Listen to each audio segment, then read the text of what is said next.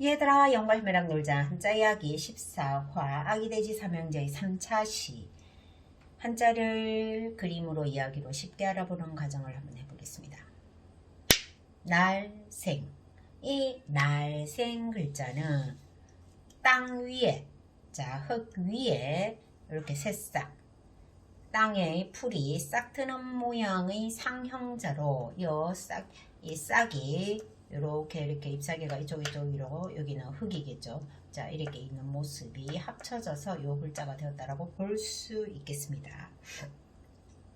여기에서 새싹은 새로운 생명의 탄생을 의미한다라고 볼 수 있어요. 그래서 이 글자는 태어나다, 살다, 나다라는 의미를 전달한다고 볼 수 있어요. 그럼 날생자와 비슷한 뜻을 가진 유의자를 살펴보면은 있을존, 날출, 살활, 날산, 생존, 출생, 생활, 생산 이렇게 글자가 쓰여진다라고 볼 수 있겠습니다. 살활 이것은 삼수변, 자 무리의 뜻을 나타내는 삼수변과 자 요 글자가 지금 여기에 있는 이건데 혀설이라고 볼 수 있어요.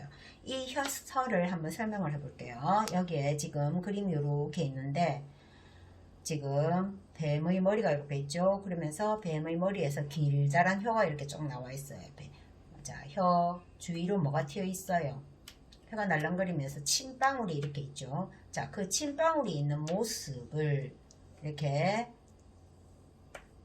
모습이 변해서 이런 글자가 되었다라고 볼 수 있는데 혀설은 뱀의 혓바닥 주위로 침이 튄 모습의 상형자. 자, 입구 불전천 입에서 1000가지 말을 하게 하는 것이 혀설이더라. 자, 그러면 삼수변 혀설 삼수변 여기서 삼수변은 물인데 입에서 물은 침이겠죠. 침이 혀에 있어야 살고 활동하니 살활. 입안에 침이 없어서 입이 바짝 말라버리면은 말도 할 수 없고, 그리고 우리가 음식을 먹고 씹어서 이렇게 삼켜야 되는데 침이 없으면은 씹을 수가 없고 삼킬 수가 없어요. 기본적인 소화를 입에서 이루어져야 되는데 침이 없으면 안 된다는 거죠. 물이 혀에 있어야 살고 활동하니 살활. 가벼울 경. 이 가벼울 경자는 수레가 수레차 옆에 지금 요런 글자가 있어요. 이 글자는 물줄기 경이라고 해요. 이 물줄기 경은 여기에 있는 그림처럼 옷감을 짜는 방짓기 사이로 이렇게 날실이 지나가는 모습이 이런 물줄기하고 같다라는 뜻으로 이해할 수 있겠는데 우리가 좀 쉽게 설명을 해보자면 자, 요 글자를 잘 보면은 한일 그리고 냇물 장인공이에요. 우리가 자 요렇게 쓰는 건 내천이죠. 그렇지만은 요거는 글자로 하나의 글자로는 안 쓰이나 냇물이라는 뜻을 지금 나타낸단 말이에요. 그러니까 한 냇물이 만든 물줄기경. 냇물이 위에서부터 이렇게 한 줄기로 쭉 이렇게 만들어지면서 물줄기가 생기더라. 그래서 물줄기경이라는 글자를 해볼 수 있겠습니다. 자, 그러면 수레가 수레차 물줄기경. 차가 물줄기처럼 가볍더라. 물줄기는 이렇게 주르륵 빨리 이렇게 흘러내리겠죠. 그래서 차가 물줄기처럼 가벼우니 가벼울 경이라는 글자가 되겠습니다. 그리고 여기에 요것은 가벼울 경자의 관체자라고 할 수 있겠습니다.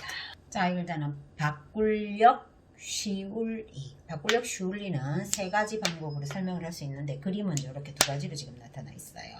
자, 이게 첫 번째 이거 보면은 이렇게 그릇에 원래 물 같은 게 담겨져 있었겠죠. 근데 이렇게 그릇을 기울이니까 물이 이렇게 쏟아지는 모습이에요. 물이 이렇게 쏟아지는 모습에 이 그릇의 이렇게 상형자라고 볼 수 있는데, 자, 그릇에 담겨 있는 물을 이렇게 쏟은 뒤에 바꿔 담는 것은 쉽다. 그래서 바꿀력 쉬울리 설명을 할 수 있겠고, 두 번째 여기 지금 도마뱀 그림이 있어요. 도마뱀이 만약에 햇빛을 받아서 이렇게 있으면은 도마뱀의 이 피부 색이 반짝반짝 빛이 나겠죠. 그래서 도마뱀의 피부가 햇볕에 쉽게 바뀐다. 그러니까 약간 뭐 불그스름하게 있다가 뭐 푸른색으로도 보였다 이렇게 바뀐다라는. 그러니까 우리 도마뱀의 피부가 햇볕에 쉽게 바뀐다. 이렇게 설명을 해볼 수 있겠어요. 자, 세 번째, 자, 해가 있다가 없다가, 그러니까 해의 출몰처럼. 그럼 아침이 되면 해가 떴다가 그 다음에 저녁이 되면 해가 지겠죠. 그런 것처럼 해의 출몰처럼 인생은 쉽게 바뀐다. 항상 잘 나가지만은 않고 항상 내리막을 걷지는 않는단 말이죠. 그러니까 올라갔다가 내려갔다가 올라갔다가 내려갔다가 이런 것처럼 해의 출몰처럼 인생은 쉽게 바뀐다라고 하여 바꿀력 쉬울의 설명을 한번 해보았습니다. 집옥.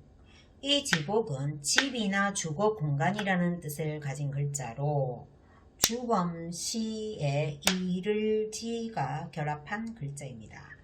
자, 여기에서 주범시는 시신을 뜻하고 이를 지는 이렇게 땅 위에 화살을 이렇게 쏘아서 이렇게 화살이 이르다 도달했다라는 뜻을 가지는 글자인데, 자, 이 글자는 두 가지 방법으로 설명을 할 수 있겠어요.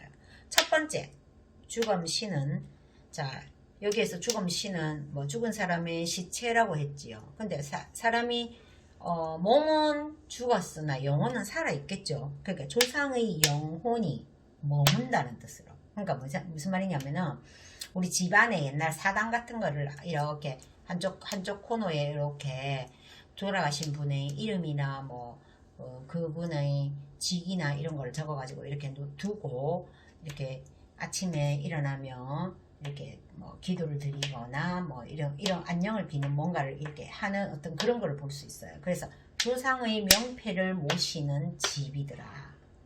조상의 영혼이 이르게 하는 조상의 명패를 모시는 곳이 집이고, 이렇게 설명을 할 수 있겠고, 그 다음에 죽음시 이를지, 죽음에 이를 때까지, 그러니까 죽을 때까지 머물러 사는 것이 집옥이더라. 그래서 집옥을 설명해 보았습니다. 가장최. 자, 이 가장체는 위에 가로왈 밑에 요 글자가 가질취라는 글자예요. 가질취. 자, 이것은 원래는 요렇게 귀를 요렇게 써서 이렇게를 하나, 위에 어떤 글자가 올 때는 요 한이를 이렇게 길게 그어줍니다. 자, 가로왈은 뭐예요? 가라사대 말씀하시기를 뭐 이런 뜻이겠죠. 자, 그러면 요 가질취를 한번 설명을 해 볼게요. 자, 가질취는 여기에 이 그림처럼 귀가 있고 손이 있죠. 자, 고대 전쟁에서 유래한 글자로 전투를 치른 다음에 내가 죽인 사람의 왼쪽 귀를 이 오른손으로 가져와서 취한다라는 뜻으로 가질취라는 글자가 되겠습니다. 고대 전쟁에서는 내가 죽인 적군의 귀를 손으로 잘라와 포상을 얻는다, 가진다라는 뜻. 자, 그리고 가로왈 가질치, 가라사대 가질 때에는, 가라사대 취할 때에는 가장 좋은, 가장 최고인 것을 가져야 한다 이 말이야. 제일 좋은 거를 내가 1번으로 딱 가져와야지 제일 좋다 이 말이야. 그래서 가장 최 설명을 해보았습니다. 문이문이라는 글자의 문이문, 실사 가는 실명에 이게 지금 그럴문이에요. 그럴문의 조합인데, 먼저 그럴문을 한번 살펴볼게요. 양팔을 벌린 사람의 가슴에 심자 같은 문양, 즉 몸에 새긴 문신을 나타내는. 그러니까 맨 처음에는 이 문자가 몸에 이렇게 몸에 뭔가를 새기다, 그러니까 문양을 새긴다, 문신을 새기다 라는 뜻이었대요. 몸에 새기다, 글, 학문, 문화의 뜻으로 이렇게 글자가 발전이 되었다고 볼 수 있겠습니다. 자, 여기에 문이 문자에서 문은 문이니까 문이라는 음을 나타내고, 실로 이렇게 막 이렇게 문의를 만든다 하여 그거는 문이라는 뜻을 가진다 해서 훈을 나타내요. 그러니까 한쪽은 음을 나타내고 한쪽은 훈을 나타내는 형성자의 형태라고 볼 수 있어요. 그리고 이 글자는 가는 실명에 이거를 쭉 내리꺼서 이게 자 간체자라고 볼 수 있겠습니다. 자, 고울연자. 고울연자는 계집녀 옆에 요 글자. 요 글자는 뭐냐면은 하나, 둘, 셋, 넷, 다섯, 여섯. 원래 본자는 이렇게 글자이나 하나 둘 셋 넷 요렇게 이거는 뭐냐면 평평할 견이라는 글자이고 열개 문문 안에 요게 있는 요게 지금 열개인데 열개의 속자나 약자로 이게 쓰이기도 합니다. 그래서 이거는 평평할 견이라는 뜻도 있고 열개라는 뜻도 있어요. 자, 근데 이 글자는 형성 문자로 보는 견해가 있는데 여자는 곱더라 그래서 여자는 곱다라는 뜻을 나타내고 훈을 나타내고 이 평평할 견자가 음을 책임을 지는데 견이 연으로 변해서 자 보면 이런 형성 문자로 보는 견해가 있어요. 자, 그런데 여기서 계집녀 옆에 평평할 견자는 뭐냐면은 옛날에는 천년도에 걸려가지고 얼굴이 곰보처럼 흉터가 있는 경우가 많았기에 여자의 얼굴이 평평하고 매끈하니까 곱더라. 그러니까 곱다라는 기준이 옛날에는 워낙 천연도에 걸려갖고 얼굴을 얽은 경우가 많으니까 얼굴이 이렇게 평평하고 매끈하면은 예쁘고 곱다라는 뜻을 가졌다고 볼 수 있는 거예요. 여자의 얼굴이 평평하고 매끈하니 고울연. 자, 편한 안. 편한 안자는 자 요것과 요것의 조합인데 요것은 진면 또는 간머리 라고 할 수 있는 부수글자이고 요거는 계집녀로 쓰이는 부수이기도 하고 자기 자체의 글자로도 쓰이죠.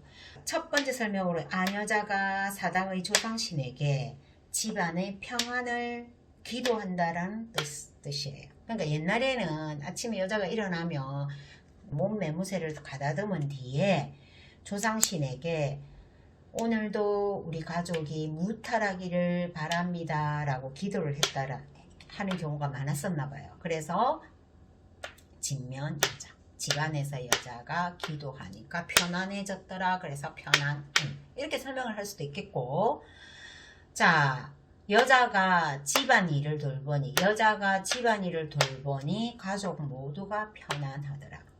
자, 집에서 엄마가 아침에 되면 따뜻한 밥을 해가지고 그리고 또 빨래도 해주고 집안에 청소도 하고 그리고 아이를 또 키우고 이렇게 하니까 모든 가족이 편안해졌다. 그러니까 요즘은 이런 형태가 아니지만 요즘은 여자들도 밖에 나가서 일을 하지만은 옛날에는 남자는 밖에 나가서 일을 하고 여자는 집안일을 돌봤어요. 그러니까 여자가 집안일을 돌보니 편안하더라 해서 편안한 설명을 해봤습니다. 온전할 전 글자는 이게 지금 들입자예요. 들어가다 할 때 들입 날출의 반대인 들입 들어가다의 들입자와 구술옥을 결합한 글자.